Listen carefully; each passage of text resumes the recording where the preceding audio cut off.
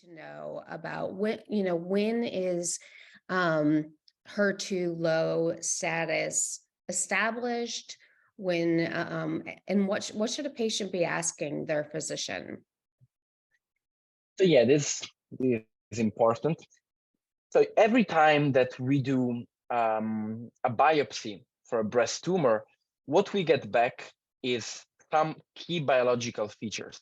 The key biological features are the expression of hormone receptors, so estrogen receptor and progesterone receptor, and then the HER2 score. And so it's important to look at that score to understand what is the expression of the protein, because now, even if it's not positive, it can still be low and it can still warrant treatment with TDXD. And for the moment, this is only for the metastatic disease. And so, even if you were told that your tumor is not HER2 positive, that is HER2 negative, this HER2 negative actually doesn't necessarily mean that there is no HER2 and that you cannot receive treatment with TDXD or NR2. So actually, it's good to look back to the biopsies that have been done in the future, or even to the primary tumor, because many times each patient has got this HER2 score that was determined several times in the history. So you might have the primary breast tumor that was removed with the surgery that was tested for HER2. But then if unfortunately the tumor came back and you did a biopsy, then you have another HER2 score, another assessment of HER2. And sometimes you have more than one biopsy.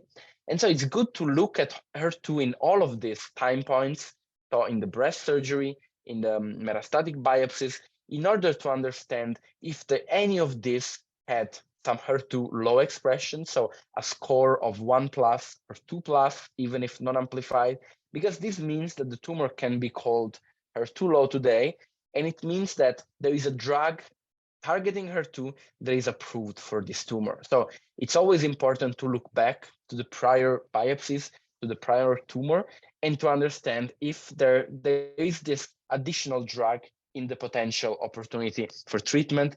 And of course, this is not the only drug that is available to treat metastatic breast cancer. Every day, fortunately, we have more approvals. And so, for instance, we think of using TDXD only for patients that have hormone receptor positive disease that have exhausted the endocrine treatment option, because usually we prefer using endocrine treatment first. Or if you have triple negative disease, usually there are other treatments to which we think before, like immunotherapy, or sometimes even PARP inhibitors if you have a mutation of the gene BRCA. So it's getting more and more complicated, which is a good thing because it means that we have more and more drugs available.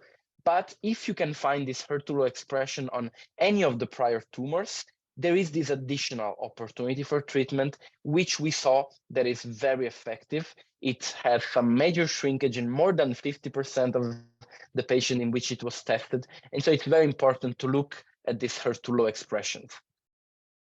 Yeah, so you just talked about kind of that, there are guidelines that help oncologists make decisions about what drugs they're going to use and what order.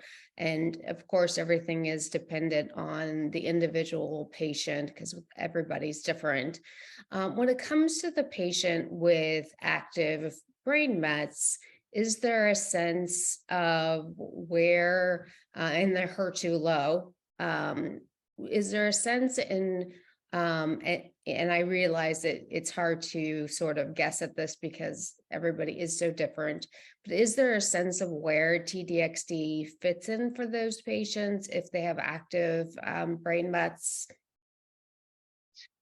So yes, we do see, unfortunately, brain progression. So even in tumors that are not HER2 positive, we know that HER2 positive tumors tend to progress more in the brain and cause brain metastases. But you can also see it, unfortunately, with triple negative and hormone receptor positive disease. And this is an area of active experimentation of new drugs. And in general, it's still an area for which we don't have much data. And so we're really using the data that we have to treat the patients. And the data we have suggests that these drugs that combine a chemotherapy with an antibody drug conjugates, seem to work better than traditional treatments for patients with brain metastases, regardless of if they're active or not. The thing is that for active brain metastases, we have another treatment option that can help a lot, and this is radiation treatment. And so whenever there is progressive brain metastasis, it's extremely important to discuss each case into a multidisciplinary fashion together with the oncologist and the radiation oncologist, because there is different options of treatment for brain metastases, in particular active brain metastasis. And so sometimes it's worth to wait before pursuing radiation. Some other times instead it's worth to first do radiation to stabilize the lesion and then attempt systemic treatment. And then, as I mentioned before, clinical trials are more and more starting to enroll even patients with progressive brain metastases, because we are seeing that we can achieve benefits with novel drugs. And so it's always worth to ask if there is any available clinical trial at any time point, and in particular when there is a progression, to understand if one of these new drugs can help regardless of the progression.